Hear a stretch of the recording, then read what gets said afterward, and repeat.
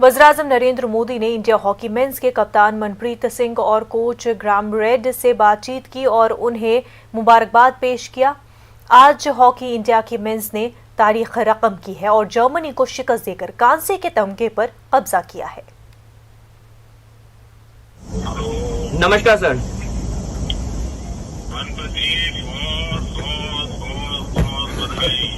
Thank you so much sir. Thank you sir. पूरी team को बहुत काम गजब किया है आपने, पूरा देश नाचा है। Thank you sir. सर आपकी बहुत दुआएं थी सर हमारे साथ। भर गया है। Thank you sir. उस दिन आपकी आवाज थोड़ी ढीली थी। बराबर दम है। सर आपका जो मोटिवेशन था वो काफी काम किया सर हमारी टीम के लिए। आप लोगों की मेहनत काम कर रही थी। Thank you sir. और पीयूष जी ने भी बहुत मेहनत की आप सबके साथ। बिल्कुल सर। तो मेरा तरफ से सभी खिलाड़ियों को बधाई दे देना भैया। Thank you sir. Thank you sir. मैं दे दूंगा सर। 8-15 अगस्त को मिल रहे हैं, मैंने सबको बुलाया है, तो उस दिन मिलेंगे हम लोग। जरूर सर। पीयूष जी है क्या वहाँ? हाँ जी सर है, साथ में है सर। जी सर नमस्कार। पीयूष जी बहुत बहुत बधाई भैया। बहुत बहुत धन्यवाद सर। उस दिन आपने जो प्रोत्साहन दिया था कि उसी जी बहुत बहुत धन्यवाद मोदी जी आपका। और मोदी जी मेरे साथ में चीफ कोच भी है ग्राहम रीड, आप उनसे अगर बात करना है। जी जी लीजिए। Hello, sir. I hope we have made you proud. Thank you. Thank you, sir. They're fantastic, huh? They have. It's so good to see, and so good for India, huh? Yep. Thank you, sir. Thank you. And your words the other day after the semi-final were fantastic and very inspirational to us. Thank you. Your hard work is giving a result. Thank you, sir. Team spirit is giving a result. Yeah, definitely. Yes. And we feel proud. Yeah, that's good. Thank you. Jammu Kashmir की तरक्की के लिए LG इंतजामिया ने कई कदम उठाए हैं। इंतजामिया अब यूटी में फिल्मों की शूटिंग को बढ़ावा देने के लिए अहम कदम उठाने जा रही है। एलजी मनोज सिन्हा आज शाम नई फिल्म पॉलिसी लॉन्च करने जा रहे हैं। SKICC श्रीनगर में शाम 7 बजे एक प्रोग्राम मुनक्किद होगा। कश्मीर में फिल्मों की शूटिंग के लिए आसानियां पैदा की जा रही हैं और हिदायतकारों को कई सहूलतें दी जाएंगी।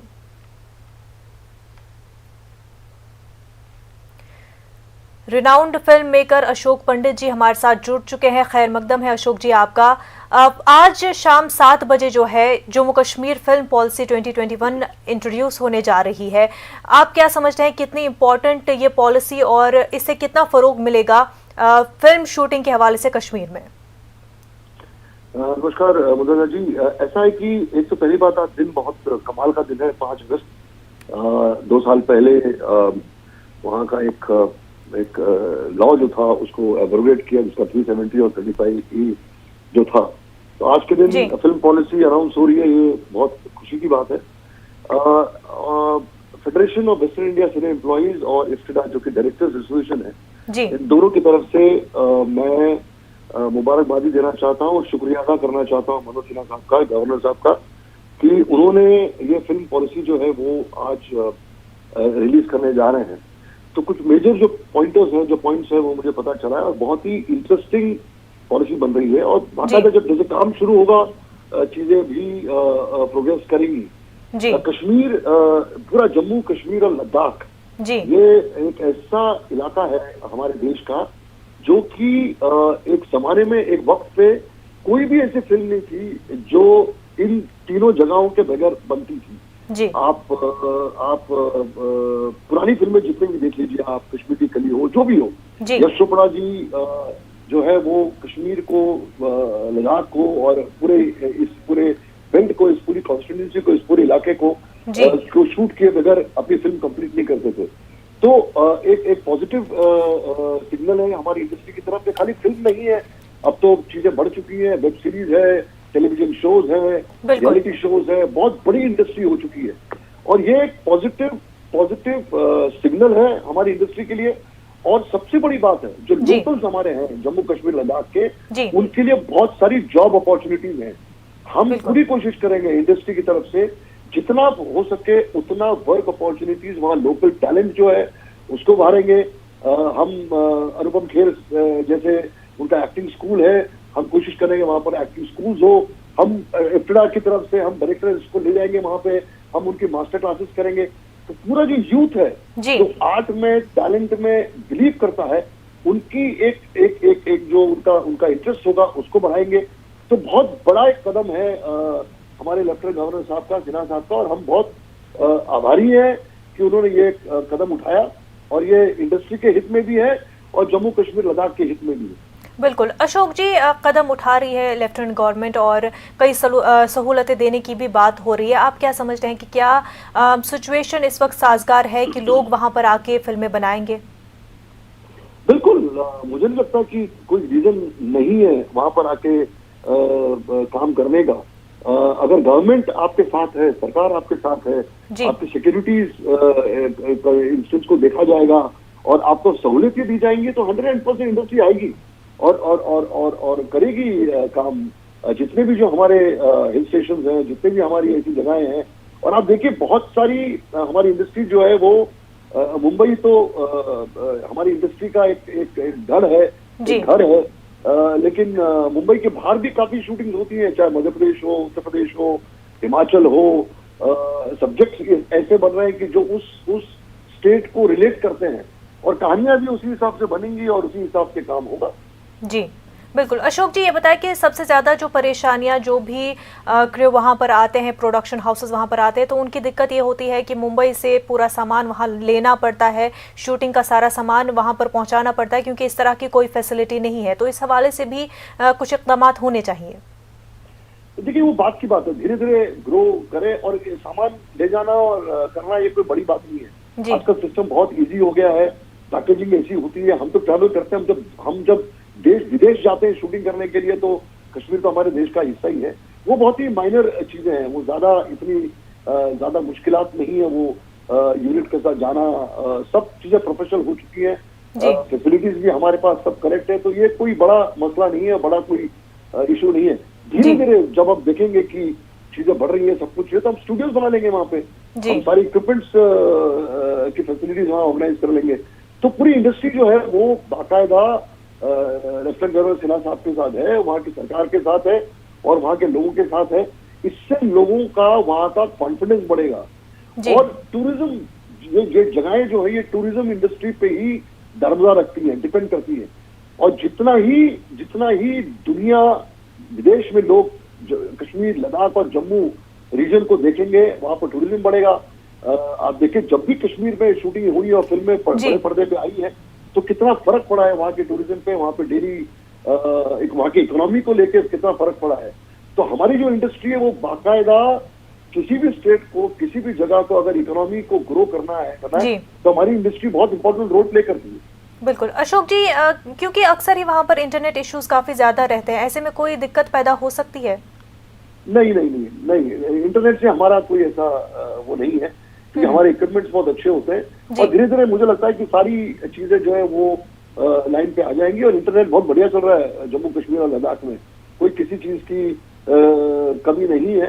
और हम तो बाकायदा इस कंट्री के ट्रू नेशनलिस्ट है, हम अच्छा काम करेंगे, लोगों का कॉन्फिडेंस बढ़ाएंगे, लोगों को वहाँ एजुकेट करेंगे और एंटरटेन करेंगे लोगों। हम एंटरटेनर्स हैं, हम लोगों को एंटरटेन करने में बिलीव करते हैं और अच्छी चीजें पॉजिटिव सोचना बहुत इंपॉर्टेंट है। इंटरनेट तो बहुत छोटी सी चीज है हम लोग के लिए, कोई ऐसा बड़ा उसमें कोई इशू नहीं है। बिल्कुल अशोक जी, पहाड़ों में अंदर कोने में कहाँ जाके शूटिंग करते हैं, इंटरनेट की चिंता थोड़ी करते हैं। बिल्कुल अशोक जी, ये बताएं कि ऑनलाइन वेब पोर्टल की भी बात की जा रही है, तो उसमें टैलेंट पूल होगा, जो लोकल वहाँ पर प्रोडक्शन हाउसेस है क्या उनको भी क्लब किया जाएगा? ऑटोमेटिकली हो जाएगा ना, देखो ऑटोमेटिकली हो जाएगा। जैसी ही कोई चीज की शुरुआत होती है ये ऑटो मोड पे चीजें होती है। तो लोकल टैलेंट, वही मैंने आपसे पहले कहा कि लोकल टैलेंट जो है वो ऑटोमेटिकली उनको अपॉर्चुनिटीज मिलेगी। अपॉर्चुनिटीज मिलना बहुत इंपॉर्टेंट है, उनको मुंबई आके काम करने की जरूरत नहीं है। जब वहीं पर लोकल एक इंडस्ट्री का एक ब्रांच आउट हो जाएगा, जब चीजें वहां पे होनी शुरू हो जाएंगी तो ऑटोमेटिकली चीजें, जैसे कि हिमाचल में देख लीजिए आप, क्योंकि इंडस्ट्री वहां काम करती है, मध्य प्रदेश में इंडस्ट्री हमारी इतनी काम करती है, लोकल टैलेंट वहां पर अपने आप पनप रहा है। उत्तर प्रदेश में हमारी इंडस्ट्री काम करती है, आप देखिए किस तरीके से लोकल टैलेंट अपने आप पनप रहा है, किस तरह से काम कर रहा है।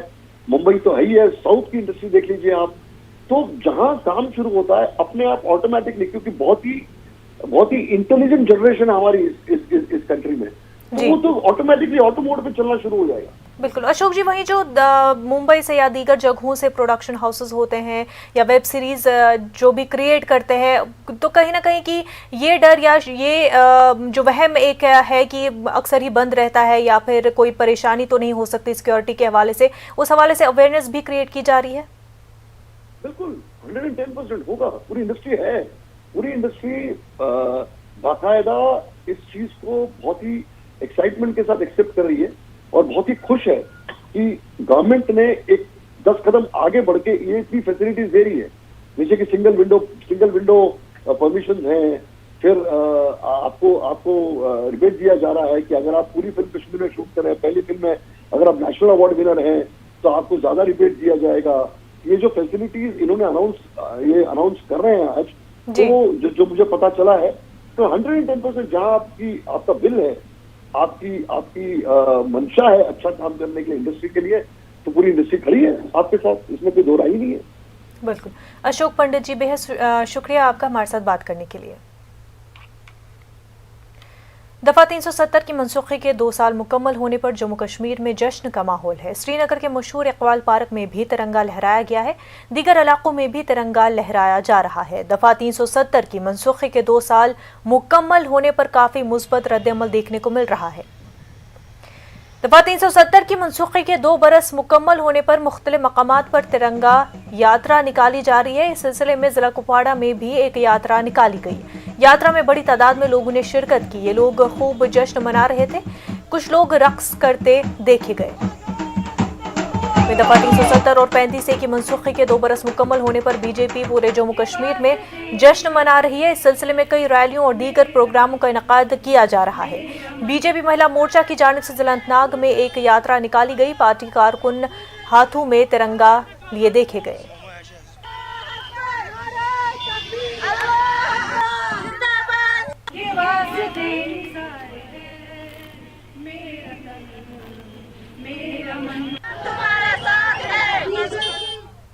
ब्रेक के बाद आपका खैर मकदम है। कर्नाटक में हिलाल सरमायाकारी के नाम पर IMA घोटाला मामले में 2 गिरफ्तारियां अमल में आई हैं।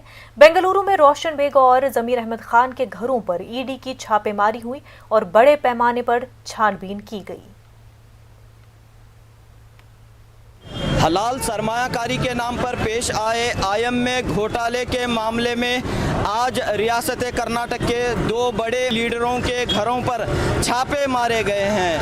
एनफोर्समेंट डायरेक्टरेट ने साबिक रियासती वजीर रोशन बेग और मौजूदा MLA और साबिक रियासती वजीर जमीर अहमद खान के घरों पर छापे मारे हैं। इस वक्त हम मौजूद हैं BZ जमीर अहमद खान के घर के बाहर, जो चामराजपेट के MLA हैं। यहाँ पर सुबह तकरीबन 6 बजे से ED की टीम ने छापा मारा है। तकरीबन 25 अहलकार, एनफोर्समेंट डायरेक्टरेट के तकरीबन 25 अहलकार यहाँ पर छानबीन कर रहे हैं। बड़े पैमाने पर छानबीन की कार्रवाई का सिलसिला जारी है। क्या कुछ इस छानबीन के बाद बाहर आता है, ये देखने की काफ़ी अहम बात होगी।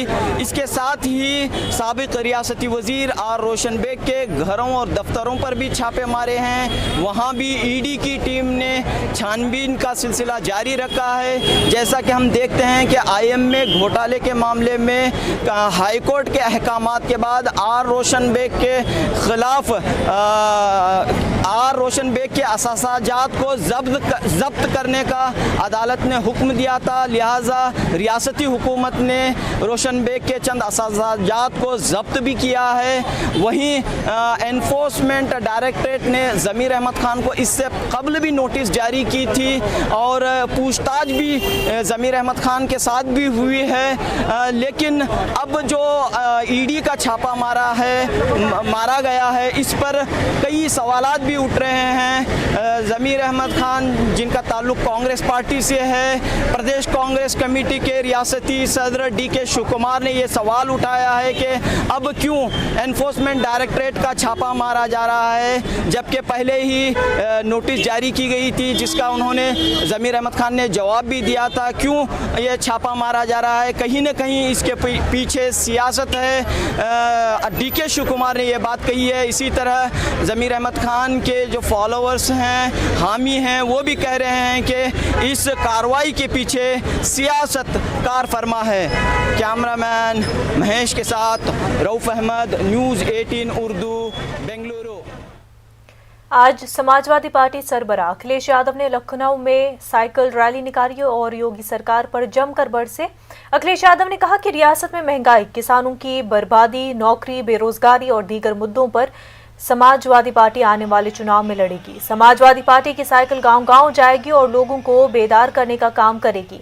इस रैली में समाजवादी पार्टी के हजारों कारकुनान सड़कों पर नजर आए।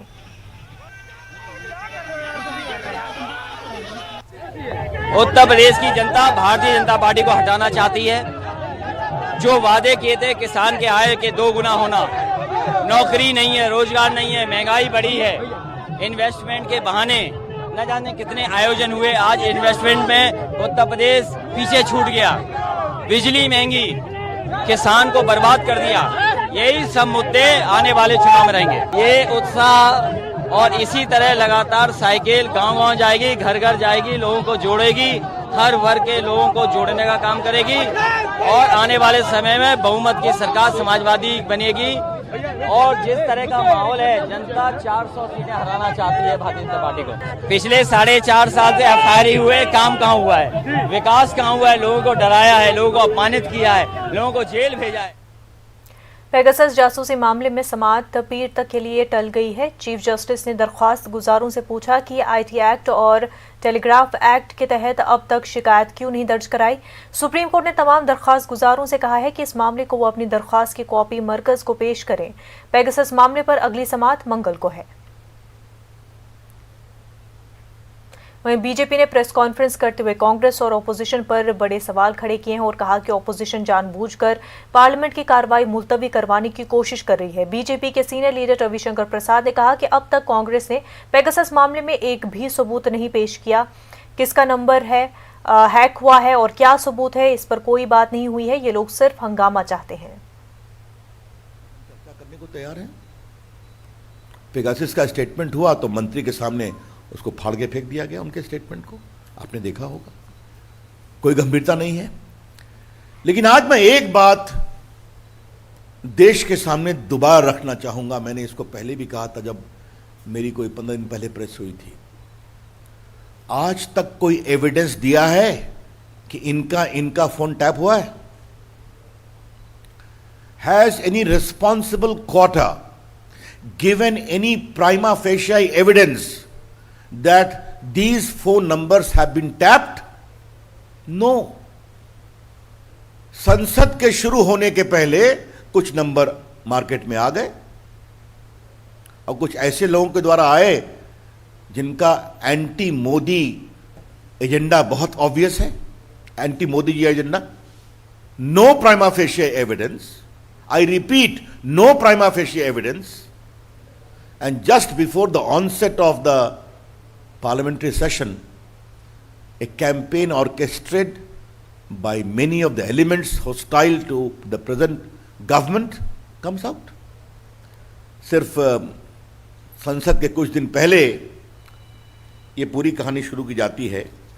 तो ये हम आपसे बार बार कहना चाहेंगे कि ये जानना बहुत जरूरी है। चर्चा होगी, हम चर्चा करने को तैयार हैं। कहने के लिए बहुत कुछ हमको है। काफी तीखे सवाल हमें कांग्रेस पार्टी से पूछ रहे हैं, पूछेंगे हम लोग। लेकिन एक सवाल बहुत गंभीर है, क्या कांग्रेस पार्टी ईमानदारी से चर्चा चाहती है या विपक्ष लोग चर्चा चाहते हैं? क्या बस कीचड़ उछालना और वॉकआउट करना, यही तो इनका अतीत का तरीका। ऑपोजिशन ने आज प्रेस कॉन्फ्रेंस करते हुए बीजेपी पर पलटवार किया और कहा कि ये बात सरासर गलत है कि ऑपोजिशन पार्लियामेंट को चलने नहीं दे रही है। सबसे पहले बीजेपी हालिया मुद्दों के बारे में बताए। बीजेपी बताया कि जासूसी कैसे हुई और किसकी हुई। मल्लिकार्जुन खड़गे ने कहा कि बीजेपी पेगासस, ज़राई क़वानीन और दीगर मुद्दों पर बात करने को तैयार ही नहीं है, तो फिर बात कैसे होगी। प्रेस है और आर्मी है और रिसेंटली फिर जजेस को भी इसमें पेगासस में उनके ऊपर भी जासूसी की जा रही है। ये एक के बाद एक बाहर आ रहा है, तो हम इसीलिए हाउस में ये चाहते हैं कि पेगासस इशू पे डिस्कशन हो। सरकार क्यों भाग रही है, एक। दूसरा, उनका ये कहना है कि अपोजिशन पार्टी के लोग तैयार नहीं हैं, इसीलिए चर्चा हो नहीं पा रही। मुझे बताओ, सरकार से और से कोई एक आधा नोटिस मिला है? इतने अपोजिशन लीडर्स हैं, 17-18, जिनका सभी मिलके हमने मीटिंग किए हैं, तो क्या मीटिंग की नोटिस किसको उन्होंने दी? क्या राजनाथ सिंह साहब बुलाए, नोटिस दिए? क्या पार्लियामेंट्री अफेयर्स मिनिस्टर बुला लिए? क्या लीडर ऑफ द हाउस उन्होंने बुलाया? मुझे बताइए। चुप खामो खाम ये कर रहे कि अपोजिशन के लोग चर्चा नहीं चाहते और फार्मर्स मुद्दे पे बोलना नहीं चाहते, इन्फ्लेशन पे बोलना नहीं चाहते और कहीं महत्व के मुद्दे हैं उस पर बोलना नहीं चाहते और बिल पे नहीं बोलना चाहते। इसीलिए 1 घंटे में अगर 10 बिल पास होते हैं तो इनकी नीयत कैसी है आप ही देखिए। इससे पहले भी ऐसा ही उन्होंने किया। यूपीए गवर्नमेंट में सबसे ज़्यादा अगर डिस्ट्रप्शन किसी ने किया वो बीजेपी ने किया। 90% डिस्ट्रप्शन, 98% डिस्ट्रप्शन, और वो हमको पाठ पढ़ा रहे हैं कि अपोजिशन के लोग हमको कोऑपरेट नहीं कर रहे, हाउस चलने नहीं दे रहे। यहाँ तक कि प्रधानमंत्री जी जो अपने पार्टी के लोगों के सामने बोल रहे हैं, अगर यही बात आकर चर्चा में शामिल होके होम मिनिस्टर और वो खुद ही वहाँ प्रेजेंट रह के अगर कहे, हमारी बात सुने और उसका रिप्लाई दिए, तो हम अंत में क्या करेंगे, क्या कहेंगे, ये तो चर्चा के बाद हम बोल रहे हैं। इससे पहले भी आपको बोल चुके हैं। कोरोना वबा के दौरान बाहमी इमदाद और इन्हिसार का जज्बा मुस्तहकम हुआ है। मुल्क इस वबा से मुत्तहिद होकर मुकाबला कर रहा है। टीकाकारी के ऐलान के बाद हम बेहतर ताउन करें, जिससे हम कोरोना को मात देने की जानिब कदम बढ़ा सके। नेटवर्क 18 इस मुहिम में हर कदम पर आपके साथ रहेगा। जब तक सभी महफूज नहीं होते तब तक कोई भी महफूज नहीं होगा। इसी सोच की बुनियाद पर हमारी मुहिम संजीवनी का मकसद ये यकीनी बनाना है कि वैक्सीन पाना सभी हिंदुस्तानियों का हक है।